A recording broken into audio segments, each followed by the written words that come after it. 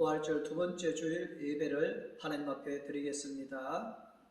예수께서 이르시되 나는 부활이요 생명이니 나를 믿는 자는 죽어도 살겠고 무릇 살아서 나를 믿는 자는 영원히 죽지 아니하리니 이것을 내가 믿느냐. 하나님의 영이시니 예배하는 자가 영과 진리로 예배할지니라. 아멘. 찬양과 영광을 받으실 주님, 부활의 감격이 아직도 생생하게 살아있는 부활절 두 번째 주일에 저희들을 예배 자리로 초청해 주시니 감사합니다.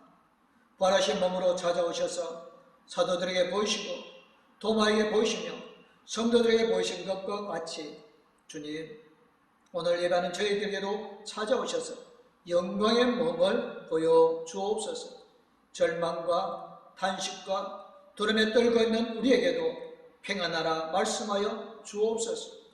부활하신 주님과 함께 드리는 이 예배가 복되게 하시고 우리 심령에 참된 소망이 넘쳐나게 하여 주시옵기를 예수님의 이름으로 기도드리옵나이다.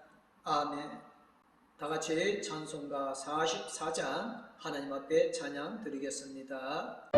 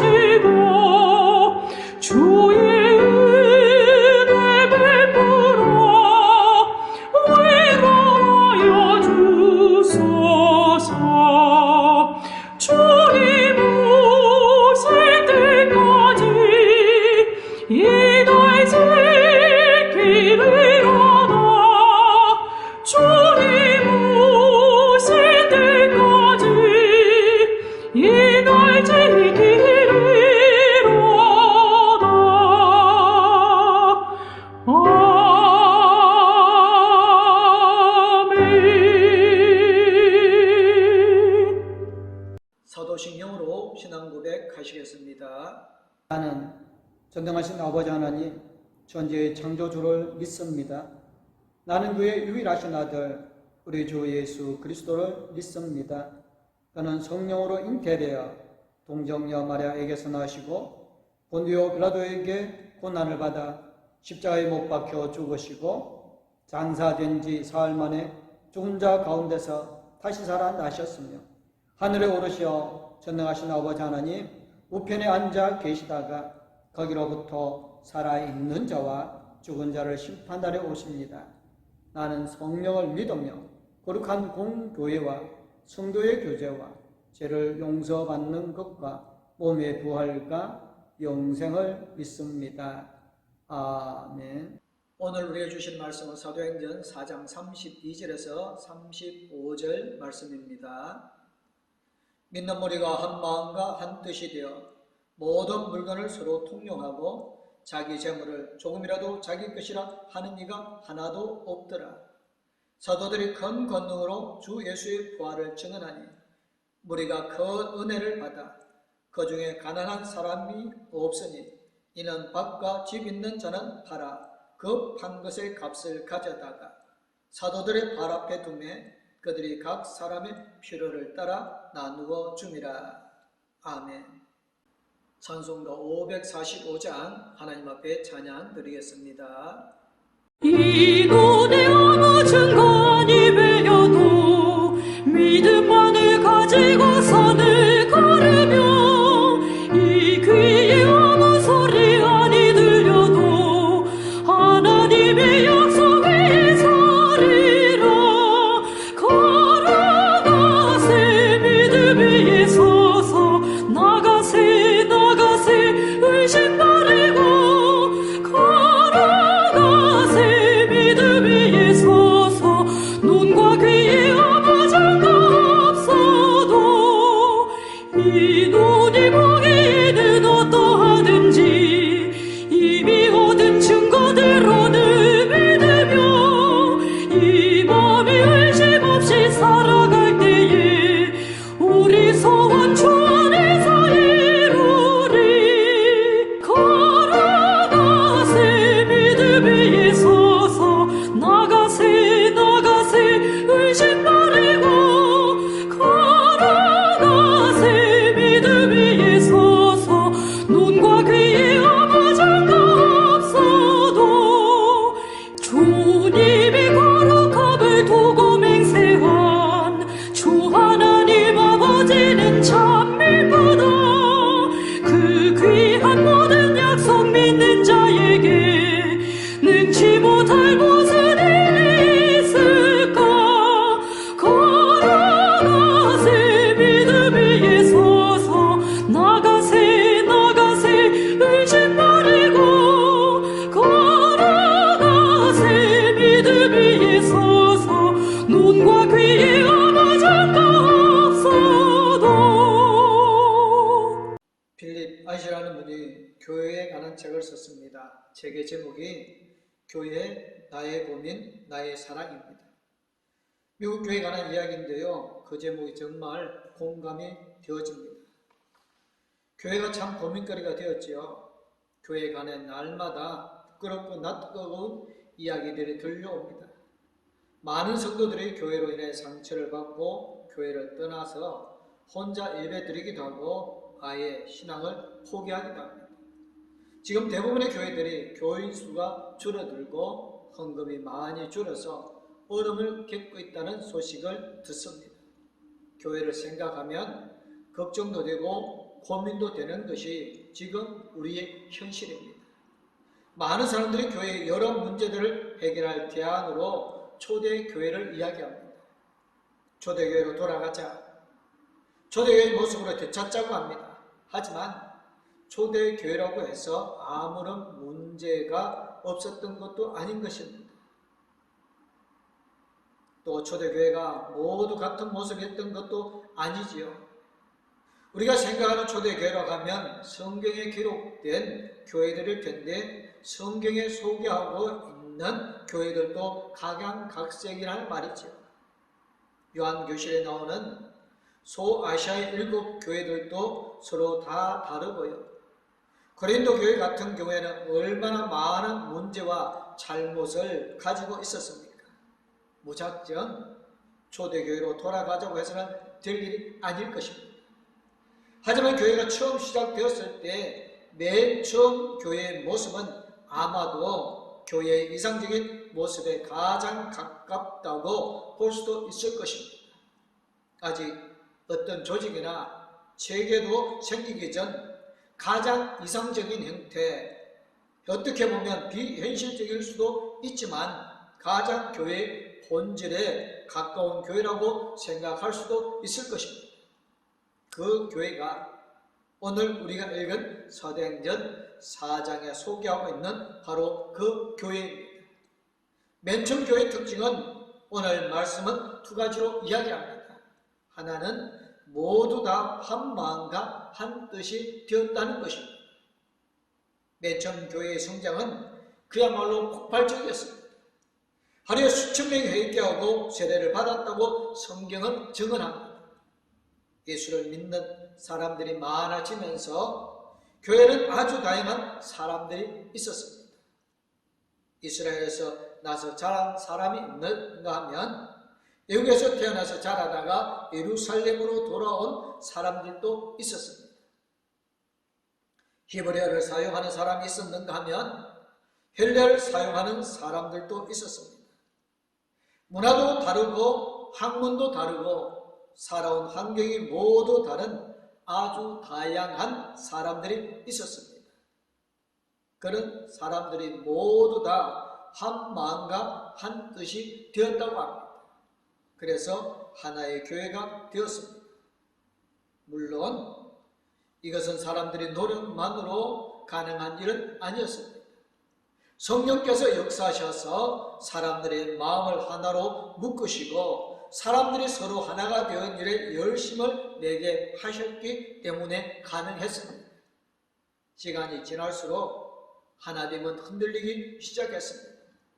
그래서 바울 사도는 교회들에게 성령께서 하나 되게 하신 것을 굳게 지키라고 권면합니다. 그 말은 이미 교회들이 하나 되는 일에 실패하고 있다는 것이지요. 이미 초대교회 안에서 분열과 갈등이 일어나고 있었기 때문에 더욱 하나 되기 위해 힘쓸 필요가 있었습니다. 교회가 하나 되기 위해 힘써야 하는 이유는 맨 처음 교회가 그랬기 때문입니다. 오늘 말씀처럼 모든 신도가 한 마음, 한 뜻이 되는 것이 교회의 모습이었습니다. 한 마음과 한 뜻이 된다는 것은 모두가 똑같아져야 한다는 말이 아닙니다. 모두가 똑같은 생각을 하고 모두가 똑같은 것을 좋아하고 모두가 똑같은 말을 해야 한 마음과 한 뜻이 되는 것은 아닙니다. 그렇게 될 수도 없고요. 한 마음과 한 뜻이 된다는 것은 모두 다 서로 다르지만 하나님께 순종하고 교회를 사랑하는 데 있어서는 마음을 같이 하고 뜻을 같이 해야 한다는 겁니다. 생각이 다르고 방법이 다르다고 서로 갈라지고 대립하지 않고 다르지만 하나가 되는 것입니다. 한 마음과 한 뜻이 된다는 것은 공감하는 것과 연결되어집니다. 바울 사도가 말한 대로 기뻐하는 사람들과 함께 기뻐하고 우는 사람들과 함께 우는 것입니다. 교회 안에서 누군가 죽을 만큼 아프다고 힘든데 다른 사람은 자기 일 아니라고 희희낙낙 즐거워한다면 한 마음과 한 뜻이라고 할 수 없겠지요. 한 마음과 한 뜻이 되는 것은 오늘 우리에게 더욱 절실히 요구되어지는 일입니다. 맨 처음 교회가 이렇게 한 마음과 한 뜻이 될 수 있었던 것은 성령의 강력한 역사가 있었기 때문일 텐데 왜 오늘 교회에서는 이런 역사가 일어나기가 그렇게 힘든 것일까요? 성령께서 옛날만큼 역사하지 않기 때문일까요? 만약 그렇다면 왜 성령께서는 오늘에는 그만큼 강하게 역사하지 않으시는 것일까요? 오늘 성령께서 맨 처음 교회에서처럼 강하게 역사하지 않으시는 것은 성령의 능력이 약화되었기 때문이 아니겠지요. 문제는 성령의 인도하심을 대하는 우리에게 있습니다. 맨 처음 교회는 성령의 인도하심에 사람들이 순종하면서 시작이 되었습니다. 성령께서 홀로 교회를 시작하신 것이 아니라 사람들이 순종으로 교회가 세워진 것이었습니다. 오늘 성령의 역사가 그 시절만큼 이루어지지 않는 것은 우리가 성령의 인도하심에 순종하지 않기 때문입니다. 성령의 인도하심에 순종한다는 것은 나의 계획과 나의 주장과 나의 고집을 내려놓는 것을 의미합니다.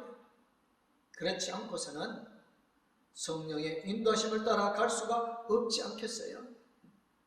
그런데 갈수록 사람들은 성령의 인도하심이 아니라 자기 생각과 자기 주장을 따라갑니다. 자기 길을 내려놓지 않습니다. 자기를 양보하지 않습니다. 그러니 한 마음과 한 뜻이 되는 건 기대할 수 없겠지요. 교회가 하나 되기 위해서는 먼저 나를 내려놓아야 합니다. 내가 나의 중심이 되고 내가 나의 기준이 되어지고 내가 나를 인도해 가지고는 교회가 하나 될 수가 없습니다. 나를 내려놓기 전에는 교회가 하나 되기를 기대할 수 없습니다. 맨 처음 교회의 두 번째 특징은 그들 가운데 가난한 사람이 한 사람도 없었다는 것입니다. 그 이유에 대해서는 오늘 성경이 설명하고 있습니다. 교회 안에서 아무도 자기 소유의 것이라고 자기 것이라고 하지 않고 모든 것을 공동으로 사용했습니다. 땅이나 집을 가진 사람들은 그것을 팔아서 그 판돈을 가져다가 사도들의 발 앞에 놓았고 사도들은 각 사람에게 필요에 따라 나누어 주었습니다. 그래서 교회 안에 가난한 사람이 한 사람도 없었습니다. 가난한 사람이 없었다는 것은 모두가 다 부자가 되었다는 건 아닙니다. 교회를 다닌다고 부자가 된 것은 아니잖아요. 사회 전체로 놓고 보면 모두가 다 가난한 사람이라고 해야 할지도 모르겠습니다. 땅이나 집을 가진 사람이 아무도 없었을 테니 말입니다. 왜냐하면 땅이나 집을 가진 사람들이 그것을 팔아서 그 판 돈으로 사도들에게 맡겼으니까 땅이나 집을 가진 사람이 없지 않았겠어요? 그러니 아무도 부자가 아닌 거지요.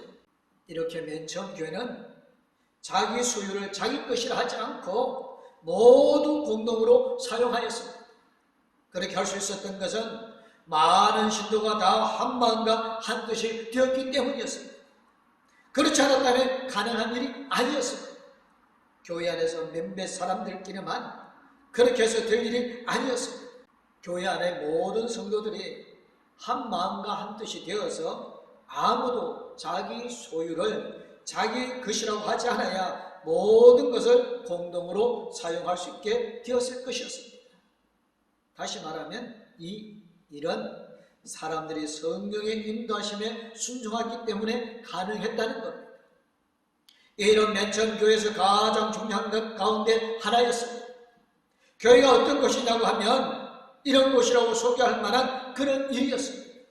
그런데 이 일에 대하여 오늘 교인들 알고는 있지만 별로 중요하게 여기지 않습니다.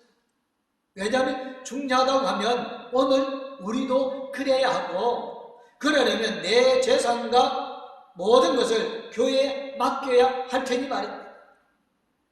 자기 소유를 자기 것이라고 하지 않을 수 있는 것은 많은 신도가 다 한 마음과 한 뜻이 되어야 가능한 일입니다. 한 마음과 한 뜻이 되기 위해서는 성령께 자기를 맡기고 순종해야 합니다. 그렇지 않고서는 물질에 대한 욕심을 포기할 수 없고 물질에 대한 욕심이 나의 삶을 지배하는 것을 막을 수 없습니다. 그런 상태라면 교회가 한 마음과 한 뜻이 되기란 기대할 수 없을 겁니다.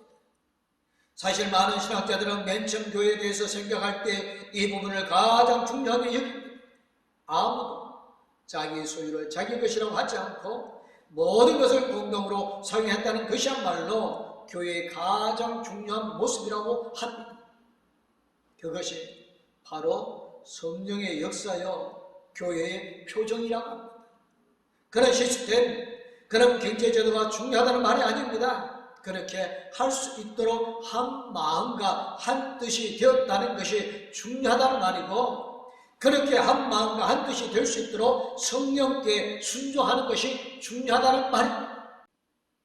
맨 처음 교회에서 아무도 자기 소유를 자기 것이라 하지 않고 모든 것을 공동으로 사용할 수 있었던 이유도 땅이나 집을 가진 사람들이 그것을 팔아서 그 판돈을 사도들 앞에 발 앞에 놓을 수 있었던 이유도 모두가 한 마음과 한 뜻이 되었기 때문이었습니다.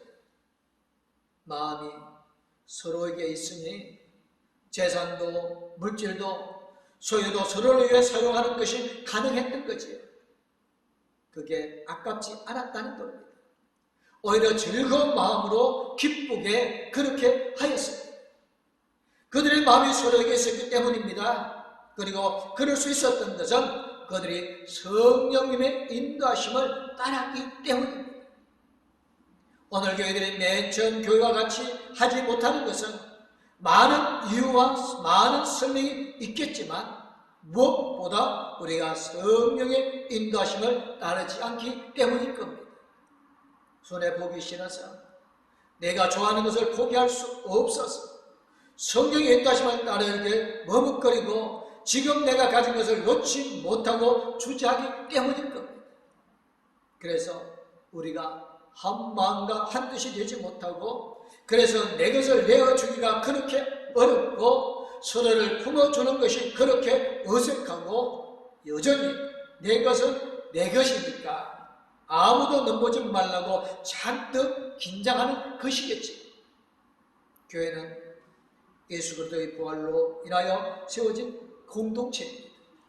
부활의 생명이 교회의 생명입니다. 부활의 소망이 교회의 소망입니다. 예수 그리스도의 부활이 없었다면 교회도 없었습니다. 부활하신 예수 그리스도의 몸이 바로 교회입니다. 우리는 그 몸의 지체들입니다. 우리의 생명은 예수 그리스도의 부활의 생명입니다. 내가 가진 모든 것의 주인은 예수 그리스도이십니다. 내가 아끼고 숨기고 쌓아두고 있는 모든 것은 나의 것이 아니라 하나님의 것입니다. 내가 아무리 움켜쥔다고 해도 내 것이 되지 않습니다. 하나님이 우리에게 맡기신 것이고 하나님이 가져가시면 하루아침에 사라지는 것입니다.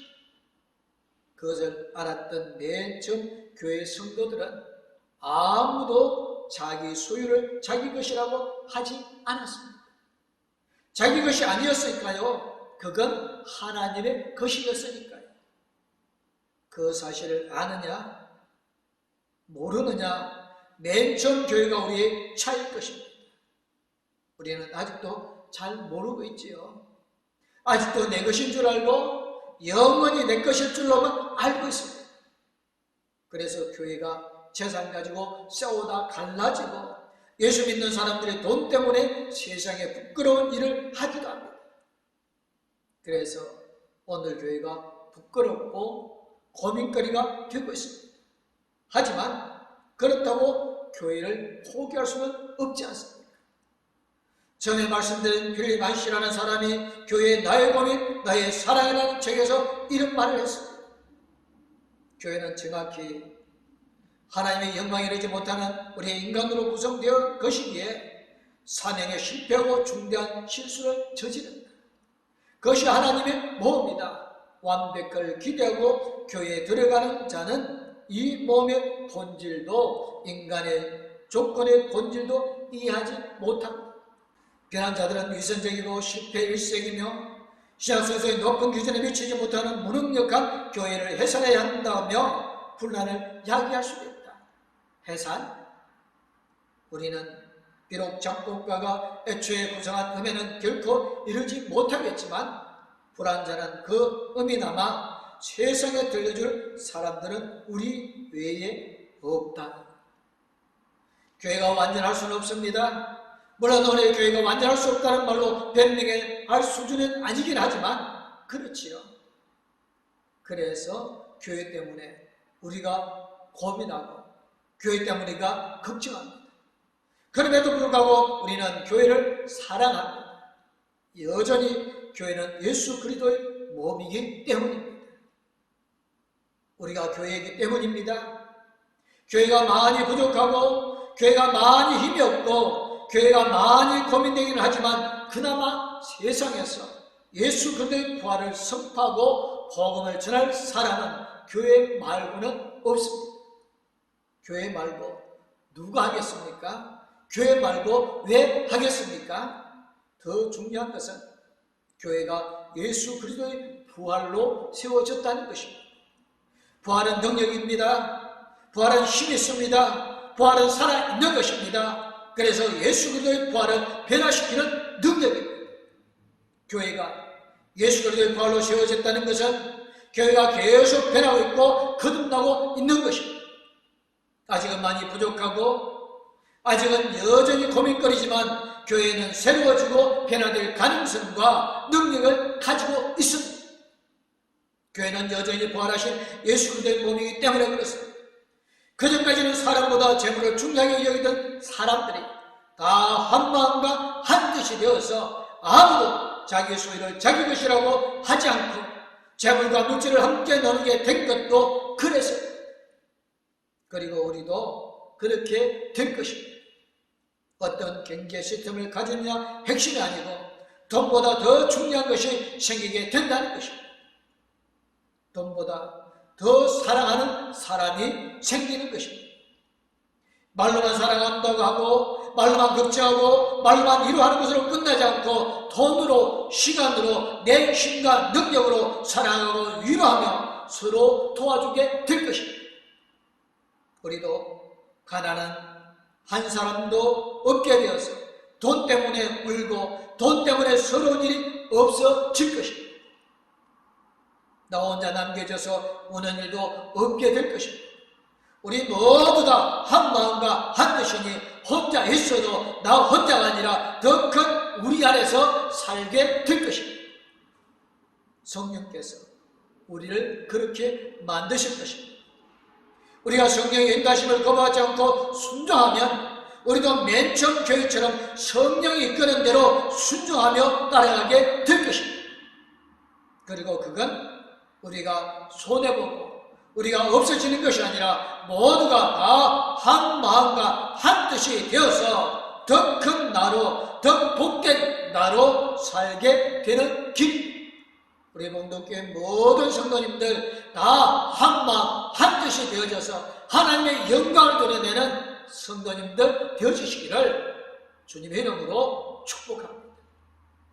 기도하겠습니다. 하나님, 우리가 많이 부족하지만 아직도 하나님보다 나를 더 사랑하고 하나님보다 내가 가진 것을 더 아끼지만 그래도 여전히 우리를 외면하지 않으시고 돌보시는 하나님의 사랑을 생각합니다. 아직도 교회가 하나님의 일보다 사람의 일을 더 걱정하고 하나님 일이 아니라 세상 일 때문에 분주하지만 우리를 통해 하나님의 역사를 이루어 가시니 하나님께 죄송하고 부끄럽습니다. 하나님, 우리 교회를 기억하여 주시고 우리가 하나님 보시기에 부끄럽지 않는 교회가 되도록 우리가 하나님의 고민이 아니라 하나님의 자랑이 되도록 우리를 변화시켜 주시옵기를 우리 주 예수 그리스도의 이름으로 기도드리옵나이다. 아멘. 이제는 우리에게 새 생명을 주신 우리 주 예수 그리스도여 우리와 함께 계시며 우리의 힘과 능력이 되어주시는 하나님 아버지의 그 큰 사랑 우리 나갈 길을 인도해 주시고 동행하여 주실 성령님의 감화 감동 위로 교통 충만하신 한마음 하나 되어지기를 원하는 봉독교회 모든 성도님들과 가족들 위해 이제부터 영원토록 함께하옵기를 간절히 축원하옵나이다. 아멘.